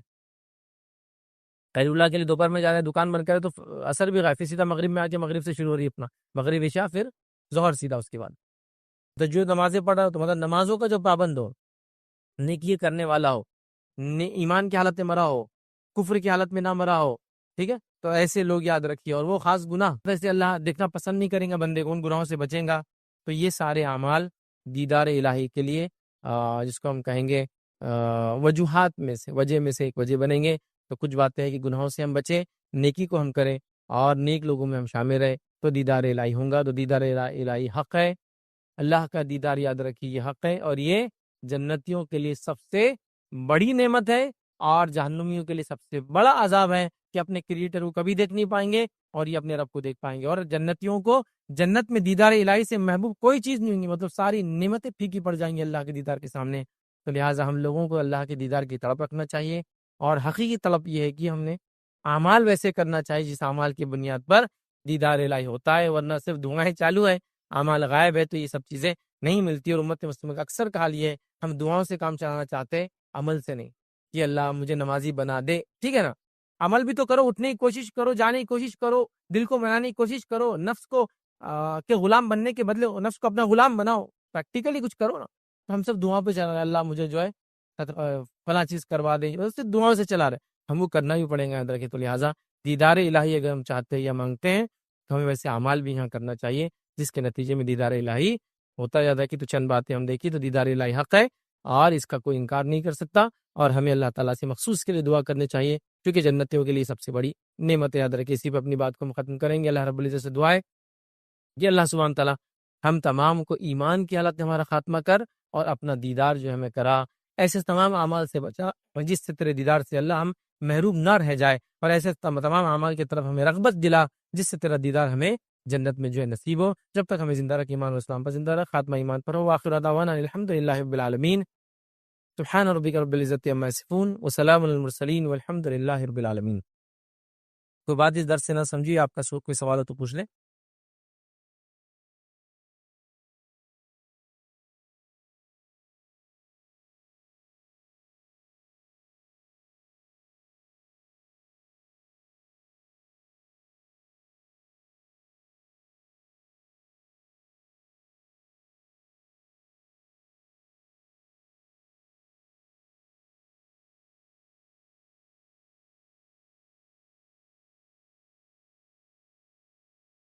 بسم اللہ الرحمن الرحیم. الحمد للہ رب العالمین والصلاة والسلام علی رسولہ الکریم وعلی آلہ وصحبہ اجمعین. رب اشرح لی صدری ویسر لی امری واحلل عقدۃ من لسانی یفقہوا قولی. اما بعد, کسی نے ایک سوال کیا وحدت الوجود کیا ہے, اس کے بارے میں تفصیلات بتائیے. تو دیکھیے سب سے پہلی چیز وحدت الوجود یہ ہے کہ کوئی انسان یہ کہے کہ اللہ تعالیٰ ہر جگہ موجود ہے. وحدت الوجود مطلب یہ کہ جو کچھ ہے دنیا میں سب اللہ ہے. وحدت کہتے ایک کرنے کو, وجود مطلب اس کے وجود کو, تو جو کچھ دنیا میں سب اللہ ہے. یہ ہے وحدت الوجود کا عقیدہ جو عموماً ہمارے پاس ہمارے اطراف میں جو قومیں پائی جاتی ہیں اس میں جو ہندو ہوتے ہیں ان کا یہ عقیدہ ہوتا ہے وحدت الوجود. مطلب آپ ہے تو آپ بھی بھگوان ہے, بچہ ہے تو بچے بھی بڑا بھگوان ہے, اس میں بھگوان ہے, جانور میں بھگوان ہے, پتھر میں بھگوان ہے, ہر چیز جو وجود میں ہے سب گاڈ ہے. تو یاد رکھیں وحدت الوجود کا اسلام سے کوئی تعلق نہیں, آپ سب جانتے ہیں. اللہ تعالیٰ کے تعلق سے ہم جاتے ہیں اللہ کی ذات ایک ہے, وہ کہاں ہے وہ بھی ہم کو معلوم ہے. الرحمن علی العرش استویٰ, رحمان عرش پر استوا کیے ہوئے, تو ظاہر سی بات ہے ہر جگہ موجود بھی نہیں ہے. ہاں اس کا علم ہر جگہ ہے. اب کچھ لوگ یہ بات حاضر اور ناظر وہ اسی سے نکلتا ہے. دیکھیے اللہ تعالیٰ کا ناظر ہونا تو صحیح ہے, مطلب ہم کو دیکھتا ہے, ہم اس کو نہیں, وہ ہم کو دیکھتا ہے, لیکن حاضر کیسا ہو سکتا ہے؟ آپ کسی چھوٹے سے گورنمنٹ آفیسر کو حاضر نہیں کر سکتے, کسی اسکول کالج میں جا کے ایک پیون کو اپنے سامنے حاضر نہیں کر سکتے, اللہ کو حاضر کیسے کر سکتا؟ تو ناظر اللہ دیکھنے والا ٹھیک ہے, حاضر نہیں ہے, لیکن ہاں اس کے علم سے اس کو ہر چیز کا پتہ ہے. اگر کوئی کہے کہ اللہ کا علم ہر جگہ موجود ہے, ٹھیک ہے, اس میں کوئی مسئلہ نہیں, لیکن اللہ نہیں ہے اندر کہتے ہیں. تو لہٰذا وحدت الوجود کیا ہے؟ ہر چیز اللہ ہے, ہر شے اللہ ہے, ہر جگہ اللہ ہے, ہر جگہ وہ موجود ہے, یاد رکھیے. اور اللہ رحم کرے, یہ نان مسلم عقیدے کا اثر مسلمانوں پر بھی ہے, یاد رکھیے. اس کے نتیجے میں بہت سارے لوگوں کو آپ دیکھیں کہتے ہیں اللہ ہر جگہ ہے. میں نے تو ایک چھوٹا سا پتہ نہیں کلپ تھا جس میں کہیں شاید مناظرہ ہو رہا تھا, انہوں نے اعلان کر دیا ہے کوئی اس مجمع میں اہل حدیث جو آ کے ہم سے سوال کرے. تو ایک نوجوان چلا گیا اور وہ بیچارے جو عالم صاحب اعلان کر رہے تھے سوال کر لیا. اس نے کہا کہ آپ نے کہا کہ اللہ تعالیٰ ہر جگہ, تو بولے ہاں. تو کیا اللہ تعالیٰ بولے پیخانے میں بھی, تو بولے ہاں. ہر جگہ بولے تو ہر جگہ ہے, جانور میں بھی, تو بولے ہاں. تو پھر اس نے کہا کہ پھر آپ کے عقیدے میں اور نان مسلم کے عقیدے میں کیا فرق ہے؟ وہی بول رہے جانور ہر چیز میں. تو بہرحال انہوں نے کوئی جواب نہیں دیا. تو یہ بہت تعجب خیز بات ہے. تو بہرحال یہ وحدت الوجود ہے. مسلمان وحدت الوجود کا قائل نہیں ہو سکتا ہے کیونکہ یہ اسلامی عقیدہ نہیں ہے, نہ اس کی تعلیم نہ قرآن نے دی, نہ سنت نے, نہ اللہ کے رسول صلی اللہ علیہ وسلم نے اور صحابہ نے کبھی ایسا کوئی عقیدہ رکھا کہ اللہ ہر جگہ موجود ہے, ہر جگہ حاضر ہے, اس ٹائپ سے نہیں کیا. یاد رکھیے. تو لہٰذا یہ عقیدہ بدعقیدگی ہے, جو اس سے مرے گا یاد رکھیے وہ جہنم میں جائیں گا. اللہ تعالیٰ اس تمام قسم کی بدعقیدیوں سے ہماری حفاظت کرے. جی اسٹارٹ کر رہے ہیں بچوں کے لیے 2 تاریخ سے اور 15 تاریخ سے تو اس کے لیے مبارکباد آپ کو. اور میں یہ چاہتا ہوں کہ جو اس میں بیسک جو ہے آج کل جو لینگویج پہ کمانڈ ہونا ضروری ہے، چاہے انگلش ہو، مراٹھی، اردو. بچہ 9th 10th تک آ جا رہا اور اس کو جو ہے تو اسکول میں جب برابر تعلیم نہیں ہونے سے وہ جو ہے تو مراٹھی بھی نہیں آ رہی برابر، نہ اردو آ رہی اس کو. اور انگلش میڈیم میں تو کہیں اسکول لے جائے تو انگلش بھی اس میں نہیں آ سک رہی اس کو. تو پھر پورا فاؤنڈیشن جو ہے تو اسکول پہ ڈیپینڈ رہتا. جب 11 12 میں آگے جاتے ہیں تو وہ ٹیچرز بھی بلیم کرتے کہ فاؤنڈیشن ہی اچھا نہیں ہے اس کا، تو کیسا ہوگا. تو آپ اس کے ساتھ ساتھ جو ہے تو ایک بیسک جو ہے بچوں کو کم سے کم مراٹھی اچھی آنا چاہیے، اس کو سمجھنا چاہیے، لکھنا آنا چاہیے. اسی آپ اس کو بھی اٹیچ کر دیجیے، اردو اور مراٹھی بھی. چلو بھائی نے سوال کیا کہ جو ہم لوگ انسٹیٹیوٹ کھول رہے ہیں تو اس میں بیسک لینگویج کا بھی کریں. تو دیکھیے میں لینگویج کے لیے ہم نے خاص طور سے اس میں پروویژن کیا ہے، ایک ٹیچر ہی اس میں اپوائنٹ کیا ہے جو لینگویج پڑھائیں گا. چونکہ ظاہر سی بات ہے بچہ کوئی بھی اسٹریم سے آیا ہوا ابھی انٹرویو کے لیے جا رہا ہے، جاب کے لیے اورینٹیڈ کورس کر رہے ہیں، تو انٹرویوز میں انگلش بہت ضروری ہے. تو ہم نے ایک لینگویج کو تو اس میں کور کرنے کی کوشش کی کہ انگلش ہم پڑھائیں گے، لیکن مسئلہ یہ ہے کہ بچے اس پہ دھیان نہیں دیتے. دیکھیے آپ کتنا بھی آپ میں علم ہو لیکن جب تک آپ ایکسپریس نہیں کر پائیں گے، چلیے لکھ کر نہیں لیکن کم از کم انٹرویوز میں تو کیا ہو رہا ہے آپ کے پاس، میں جاب کے لیے آ رہا ہوں تو آپ تو سوال کریں گے نا مجھ سے. اب سوال انگلش میں ہو رہا ہے، جواب آپ دے نہیں پائیں گے تو کیا ہوتا ہے آپ کا کتنا بھی بڑا مشکل ہوتا ہے. ہاں کوئی وہ سائنسداں لیول کے انسان ہے تو لوگ اس کو پھر کاؤنٹ نہیں کرتے. ریسرچر ایک بہت بڑا تو لوگ بولتے ہیں خاموشی رہتا تو لوگ ان کے پیچھے رہتے ہیں. لیکن عام آدمی کا تو حال ایسا نہیں کہ اس کے پیچھے کمپنی پڑی رہیں گی نا، ایسا پاسبل نہیں ہوتا. تو لہٰذا ہم نے اس کو بھی کیا ہے. اور آپ نے جس طرف اشارہ کیا ہے کہ بچے مطلب اسکول میں پڑھ رہے لیکن پڑھتے نہیں ہے، تو اس کو ہم لوگ جنرلی کہتے ہیں BMR بولتے ہیں ہم اس کو، بیسک میں روڑا. ٹھیک ہے، مطلب بنیاد میں روڑا رہتا ہے ان کے، وہ آگے کچھ کر ہی نہیں پاتے. مطلب basic science, basic math, basic مطلب لینگویج نہیں آتی. تو بہرحال اس کورس کے اندر ہم نے خاص وہ کیا ہے، بلکہ اتنا بھی پروویژن کیا کہ اگر کوئی بچہ خواہش مند ہے تو 3 مہینے کا انگلش کا کورس فری پڑھ سکتا ہے آ کر. بس انٹرویو کے لیے مطلب ریڈی کرنے کے لیے، اس کو انٹرویو ریڈی جس کو بولیں گے ہم بنانا چاہ رہے بچوں کو. تو لینگویج آنا ضروری ہے. تو اردو ہم نے انگلش کا تو کر لیا ہے، دوسرے لینگویجز کے تعلق سے ہو سکتا ہے حالات بنے تو ہم انشاءاللہ اس کو بھی انٹروڈیوس کریں. بٹ یہ لینگویج کو تو ابھی انگلش کے طور پہ ہم نے اس میں کیا ہے. اور گزارش کروں گا جو پیرنٹس سن رہے ہیں، بچوں کو کچھ نہ ہو سکے تو کم سے کم ایک لینگویج میں تو مہارت حاصل کروائیے. نہ وہ اردو بول پاتا ہے ڈھڑکی، نہ انگلش کو بولنا آتی ہے، اور مراٹھی کا تو بہت برا حال ہے مسلمان بچوں کا. ٹھیک ہے، ریجنل لینگویج مراٹھی کا اس لیے کہہ رہا ہوں کہ دوسرے اسٹیٹس میں ایسا ایشو نہیں ہے. میں انڈیا میں کئی جگہ گھوما ہوں، آپ جائیں گے ساؤتھ انڈیا میں جائیں گے تو کوئی مسلم آپ کو نہیں ملے گا جو بولیں گا مجھے تیلگو، ملیالم، کنڑ اور تمل نہیں آتی. وہ آپ سے بات کریں گے اور مولوی صاحب کیسے کیا ہے اور شروع ہو جائیں گے اس کی زبان میں، پھر آپ سے بات کریں گے پھر تو شروع اپنی زبان میں. تو گویا اس کو اپنی ریجنل لینگویج بھی آتی ہے اور اردو بھی بولتا ہے. آپ کرناٹک میں جائیں گے تو آپ پریشان ہو جائیں گے. کرناٹک بہت ہلی اسٹیٹ ہے، معلوم، پورا پہاڑی علاقہ ہے. اور پہاڑی علاقوں کی خصوصیت کیا ہوتی ہے؟ اسکیٹرڈ پاپولیشن ہوتی ہے، تھوڑی تھوڑی آبادیاں الگ الگ مقامات پہ رہتی ہے. اور جہاں بھی پہاڑی علاقے ہوتے ہیں ملٹیپل لینگویجز بولی جاتی ہیں، ہر درہ اپنی لینگویج ایجاد کرتا ہے. تو آپ کرناٹک جائیں گے تو اتنے ملٹیپل لنگول ان کو پائیں گے کہ آپ بولیں گے اتنی زبانیں کیسے بول لیتے ہو.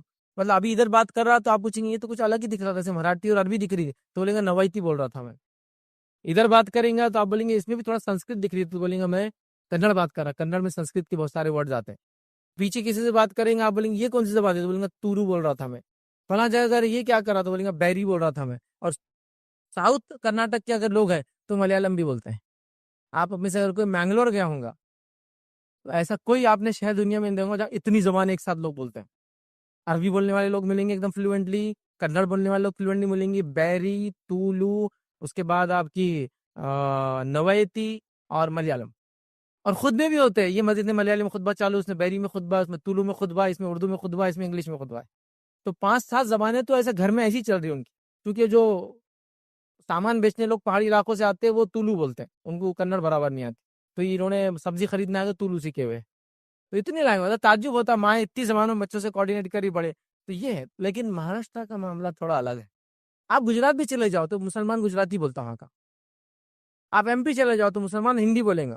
مطلب آپ ہندی سمجھتے نا، مطلب اردو والے نہیں کیسے اب جناب والا نہیں چلتا ہو، وہ ہندی والا بالکل آپ دیکھیں گے. وہ ہاں جب مطلب درس تدریس خطبہ ہے تو اردو میں رہے گا لیکن ہندی بولتے ہیں، بہت بہت اچھی ہندی بولتے ہیں. آپ اڑیسہ چل جائیے اڑیا بولتے ہیں مسلمان وہاں کے. آسام چل جائیے آسامیز بولتے ہیں. بنگال چل جائیے بنگالی بولتے ہیں. یہ مسئلہ صرف یہاں کا ہے. راجستھان چل جائیے تو مارواڑی بولیں گے. راجستھانی مسلمان آپ دیکھیے اکثر مارواڑی بولیں گے، یہاں کی جو بھی زبان ہے. مسئلہ ہم لوگوں کا ذرا سینٹرل مہاراشٹر کا بہت خطرناک ہے. ہم لوگ ریجنل لینگویج نہیں جانتے کہیں بھی. مطلب آپ جتنا بھی جو حیدرآباد اسٹیٹ کا پارٹ تھا نا، وہاں سے بالکل نہیں بولی جاتی، تو ہم لوگوں کا بڑا مسئلہ ہے، ایسا نہیں ہونا چاہیے. تو لینگویج بہت ضروری ہے. علاقائی زبان ایک آنا چاہیے آپ کو، ہونا چاہیے. اگر ویسے ترتیب میں تو سب سے پہلے آپ کو عربی سیکھنا چاہیے. آپ نے عربی نہیں آتی تو اردو کم از کم سیکھنا چاہیے. اس کے بعد انٹرنیشنل لینگویج انگلش سیکھنا چاہیے. لوکل لینگویج مراٹھی آپ کو آنا چاہیے. ایک ریجنل لینگویج، ایک انٹرنیشنل جو ہے، ایک اللہ کی کتاب کی لینگویج، اتنا ہونا چاہیے. یاد رکھیے اتنے لینگویج 2-3 تو ہونا ہی چاہیے. بہرحال انشاءاللہ کوشش کریں گے کہ اردو وغیرہ کو، مراٹھی کو بھی اس میں انٹروڈیوس کیا جائے. کسی نے ایک سوال کیا کہ کیا ہم جنات کو کبھی دیکھ سکتے ہیں، ان کا باڈی شیپ کیسا ہے؟ دیکھیے ہم جنات کو دیکھ سکتے نہیں دیکھ سکتے واللہ عالم، مجھے کچھ نہیں پتا. ہاں ہو سکتا ہے جنت میں جانے کے بعد ہم ڈیمانڈ کریں تو دکھا دی جائے، چونکہ وہ کوئی ایسی چیز نہیں جو ہڈن ہو وہاں جانے کے بعد. لیکن ایسی کوئی ٹیکسٹ نہیں ہے ہمارے پاس جہاں یہ بتایا گیا کہ یہ لوگ جائیں گے اور جناتوں کو دیکھیں گے ان کی اصلی شکل صورت ہے. مے بی جنت جب چلے جائے، دنیا میں تو نہیں دیکھ سکتے ان کو اصلی شکل میں. یاد رکھیے اللہ نے ہماری نظر سے ان کو اجھل کر دیا ہے. ہاں وہ جب بھی ہم کو دکھیں گے وہ کوئی شکل لیں گے جس میں ہم اس کو دیکھ سکتے ہیں، لیکن اس کی اصلی شکل نہیں ہوں گی. لیکن آخرت میں ہم ایسا کر سکتے ہیں، مطلب ان دا سینس میں کوئی دلیل میرے پاس کچھ بھی نہیں ہے اس کی. لیکن چونکہ جنت میں آپ نے جو خواہش کریں گا ملیں گا، یہ روایت ہے. تو انسان سوچیں گا اللہ میں دیکھنا چاہتا ہوں جن کیسے، تو اللہ بتا دیں گے. اللہ تو نے آدم کو پیدا کیا تو مٹی کہاں کیسے اٹھائی گئی تھی بتاؤں گا، اللہ بتا دیں گا. وہ سینس میں ہو سکتا ہے. جیسے جنت میں انسان کو اولاد نہیں ہوں گی، نکاح ہوں گے لیکن اولاد نہیں ہوں گی. لیکن اگر کوئی سوال کرے، کوئی آدمی چاہے مجھے اولاد ہو تو ہو سکتی ہے بس. تو جنت میں جو خواہش کریں گا وہ ہو جائیں گا. آپ سمجھ رہے نا؟ جنت میں نکاح ہوں گے لیکن بچے نہیں ہوں گے، لیکن انسان خواہش کروں گا تو ہو سکتا ہے کہ اللہ مجھے اولاد چاہیے، اللہ دے دیں گا اس کو. وہ ایک الگ بات ہے. تو جنوں کو ہو سکتا دیکھیں، تو ان سے کوئی دلیل میرے پاس نہیں ہے کہ کوئی حدیث میں آتا ہے کہ جن انسان جائیں گے پھر وہ کریں گے. بلکہ جنت میں جنوں کے علاوہ اور بھی مخلوقات ہونے والی ہیں، جس کے تعلق سے حدیث میں الفاظ آتے ہیں. صحیح مسلم کی روایت ہے کہ جب جنتی جنت میں چلے جائیں گے، جنت کا ایک بڑا حصہ خالی رہیں گا، تو اللہ تعالیٰ اس کو آکیپائی کرنے کے لیے، اس کے آکیپینٹس کے لیے ایک نئی مخلوق پیدا کریں گا، وہ اس کو آکیپائی کر لیں گے. تو جنت میں آپ جانے کے بعد خواہش کر سکتے ہیں اگر یاد ہو تو سب چیزیں، کیونکہ ہم کو پتہ نہیں ہوا کیا یاد ہوں گا اور کیا نہیں ہوں گا. تو آپ جنوں کو تب دیکھ سکتے ہیں، دنیا میں اس کی اصلی حالت میں ان کو نہیں دیکھ سکتے ہیں. اندر کسی نے سوال کیا محشر میں جب حساب و کتاب ہوگا کیا تب بھی اللہ کا دیدار ہوگا؟ نہیں، محشر میں اللہ کا دیدار نہیں ہوگا. ادھر ریزن مین کہ محشر میں سب ہے، مومن ہے، کافر ہے، منافق ہے، سب ہے، نہیں ہوگا. محشر میں بھی جب اللہ کے بارے میں، حاضر ہونے کے بارے میں کچھ باتیں آتی، اس کا جھکنے کی، دیکھنے کے بارے میں نہیں آتی، جھکنے کے بارے میں بات آتی ہے. اس کے بارے میں یہ ہے کہ جب اللہ حکم دے گا جھکنے کا تو لوگ جھک پڑیں گے، مومن جھک پڑیں گے. لیکن منافق جھکنا چاہیں گے لیکن پیٹ ان کی سخت ہو جائیں گے اور کافروں کو ہٹا دیا جائے گا، کیونکہ وہ تو آلریڈی جہنم کے لسٹ میں جا چکے ہیں. منافق اور مومن جمع ہوں گے، تو جب جھکنے کا حکم سجدے کا، مومن سجدہ کریں گے، منافق کی پیٹ اللہ کڑک کر دیں گے، جھک نہیں پائیں گا. اس سے پتہ چل جائے گا یہ منافق. تو منافق بھی اب نکل گئے.